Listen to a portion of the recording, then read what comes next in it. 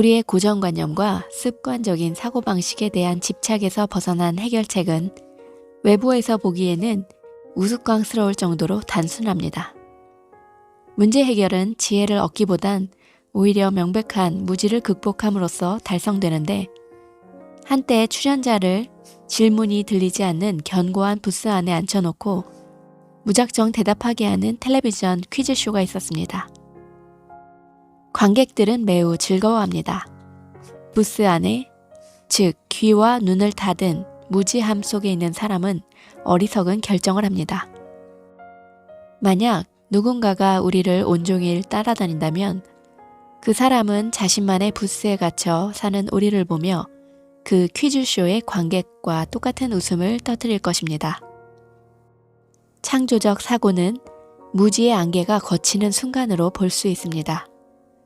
이런 지혜는 생존을 위한 노력에서 비롯됩니다. 스스로를 보호하기 위해 강아지가 이빨을, 고양이가 손톱을 사용하는 것처럼 유대인들은 상황을 재구성함으로써 숨겨진 놀라운 가능성을 발견하는 법을 배웠습니다.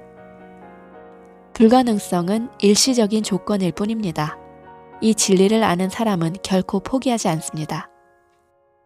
포기하지 않겠다는 다짐만큼 창조와 직관을 활발하게 가동시켜주는 연료는 없습니다.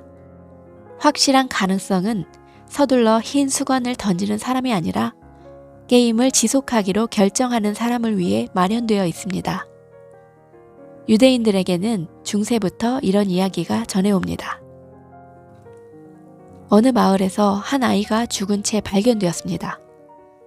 그 즉시 범인으로 지목된 한 유대인이 체포되었습니다. 그는 감옥에 들어간 후에야 자신이 희생양으로 정해졌으며 더 이상 어떤 변호의 기회도 주어지지 않을 거라는 사실을 깨달았습니다. 그래서 그는 랍비라도 만나게 해달라고 요청합니다. 감옥에 도착한 랍비는 죽음이라는 운명 앞에서 절망하고 있는 한 남자를 보게 되었습니다. 랍비는 그를 안심시켰습니다. 방법이 없다고 생각하지 말아요. 악마가 아무리 유혹해도 넘어가지 말아요. 하느님이 굽어 살피시기를. 남자는 랍비에게 물었습니다. 하지만 어떻게 하죠? 어쨌든 포기하지만 않으면 방법이 생길 겁니다. 어느덧 재판일이 되었고 판사는 짐짓 공평한 판결이라는 평판을 얻고자 피고에게도 결백한 증명할 기회를 주겠다며 이렇게 제안합니다. 피고는 신앙을 갖고 있으니 나는 하느님에게 이 문제를 맡기고자 한다. 나는 하나의 종이 위에 무죄, 다른 종이 위에 유죄라고 적을 것이다. 피고는 그중 하나를 고르면 된다. 그대의 운명은 하느님에게 달렸다. 그 유대인이 생각하기에 판사는 아마도 두 개의 종이 위에 모두 유죄라고 적어놓을 게 뻔했습니다. 간단히 말해 살아날 가능성은 전혀 없었습니다. 그는 무죄라고 쓰인 종이를 고를 수가 없습니다. 그런 종이는 애초부터 없었습니다. 그러나 그는 랍비의 충고를 기억해내고 잠깐 마음을 가라앉혔습니다. 그때 새로운 해결책이 번뜩입니다. 그는 하나의 종이를 골라 그것을 입에 넣고 삼켜버렸습니다. 지켜보는 사람들은 모두 경악했습니다. 이게 무슨 짓인가? 그걸 먹어버리면 자네의 운명을 확인할 수가 없잖아. 그는 대답합니다. 간단한 방법이 있습니다. 다른 종이에 적힌 말의 정반대가 바로 저의 운명이지 않습니까? 만약 이 상황을 제한된 시야로만 바라봤다면 그는 죽음을 면할 수 없었을 겁니다. 강제적이고 교묘한 상황 속에서도 그는 새로운 관점에서 0%의 가능성을 100%로 변화시켰습니다. 다른 말로 상황을 재구성함으로써 현실을 완전히 뒤바꿔 놓은 일이 가능해집니다. 우리 유주님들 참으로 반갑습니다. 저는 은하수 채널 미라클 방송의 크리스탈입니다. 오늘 책은 바로 이처럼 상황을 재구성하는 유대인의 사고방식을 배우는 책 이디시콥입니다.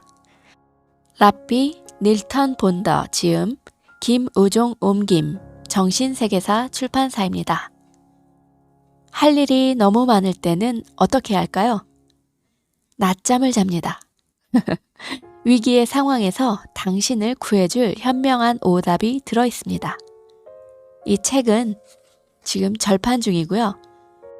정신세계사의 김우종 대표님께서 랍비 닐턴 본더님께 편지를 보냈는데 답이 없다고 합니다. 하지만 우리는 기다립니다. 좋은 상황이 생길 거예요. 물론 상황을 재구성하는 유대인의 사고방식을 배우기 위한 책. 이 책 너무나 강추드립니다. 그래서 제가 이렇게 소개해드립니다. 이 책에서 각각은 현실의 4가지 영역 혹은 차원을 설명합니다. 이분이 제시하려는 것은 새로운 해결책을 발견하는 방법이라기보다 현실의 다양한 측면을 인식하지 못하도록 방해하는 무지의 구조를 깨뜨리는 방법입니다. 마음의 저항을 극복하라. 한 제자로부터 얼마 전에 자신이 마부가 되었다는 이야기를 들은 랍비 부남이 이렇게 말합니다. 머지않아 자네의 머릿속은 말에 대한 생각으로 가득 차겠구만. 벌써 마음이 평온해진 것처럼 보이는걸? 우리는 이미 머릿속에 구축된 지혜 체계를 보고 통해 듣고 보고 이해합니다. 우리는 마음의 감옥 속에 너무나 오랫동안 갇혀 지낸 끝에 거기에서 불만조차 느끼지 못하는 지경에 이르렀습니다. 그러나 진정으로 중요한 건 당사자의 예측이나 성향이 아니라 상황 그 자체입니다. 틀에 박힌 사고를 부채질하는 자료에 현혹되거나 근거 없는 확신에 빠지지 않는 것은 마치 오래된 습관을 버리는 일만큼이나 어렵습니다. 행동 패턴을 바꾸는데 어떤 조치가 필요한 것처럼 마음의 틀이 무지의 첫째가는 원천임을 인식하고 대처할 때에만 우리는 그것에서 벗어날 수 있습니다. 조건화되고 왜곡된 틀로 현실을 인식하는 사람보다 때로는 어수룩하고 분별력이 없는 사람이 덜 무지할 수 있습니다. 옛 이디시 속담에는 이런 말이 있습니다. 빠르거나 느린 시계보단 망가진 시계가 더 낫다. 적어도 하루에 2번은 맞지 않은가? 굳어진 사고방식에 묶여있는 한 당신은 현실을 명료하게 바라볼 수 없습니다. 우리는 익숙함에서 낯섦으로 끝없이 움직여가는 동안에만 의미를 발견할 수가 있습니다. 솔로몬과 파라오의 딸이 결혼할 때 하늘에서 천사 가브리엘이 내려와 바다에 갈대 피리를 꽂았습니다. 그러자 그 피리 주변에 바다의 찌꺼기들이 모이더니 마침내 육지가 만들어집니다. 로마는 바로 그 땅 위에 세워졌습니다. 후에 그 로마인들은 그 이스라엘의 성전을 파괴했습니다. 참되고 지혜로운 정신을 버리고 협소하게 드러난 형상만을 받아들일 때 거기에는 정신적인 장벽이 만들어집니다. 솔로몬은 참된 지혜를 상징하고 파라오의 딸은 노예의 신문, 즉 조건화된 패턴을 뜻합니다. 그러므로 이 결혼은 참되고 무한한 지혜와 편향되고 타협적인 지혜의 결합을 의미합니다.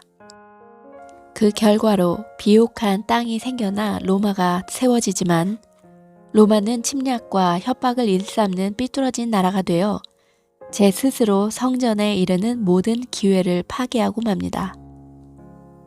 문제의 참뜻과 그 구성 요소들에 개방되어야만 마음은 재창조될 수 있습니다. 이렇게 마음을 비우지 않는 한 우리는 지혜를 담아낼 만한 그릇을 창조할 수가 없습니다. 참된 그릇은 순수한 형상만으로 이루어져 있기에 그 안에 본질을 온전히 담아낼 수가 있는 겁니다. 이처럼 무언가를 창조하기 위해선 스스로 자신의 마음을 비워야 합니다. 그 어떤 문제를 다루더라도 그것을 있는 그대로 인정해야 하며 모자란 부분을 채우거나 남는 부분을 잘라내려고 시도해선 안 됩니다. 당신은 눈앞의 상황을 왜곡하거나 조작하는 일이 최소화되도록 노력해야 합니다. 예전의 경험 속에서 형성된 정신적인 장벽을 그대로 간직한 채 길을 떠난다면 당신은 그 여행에서 아무것도 얻지 못할 것입니다.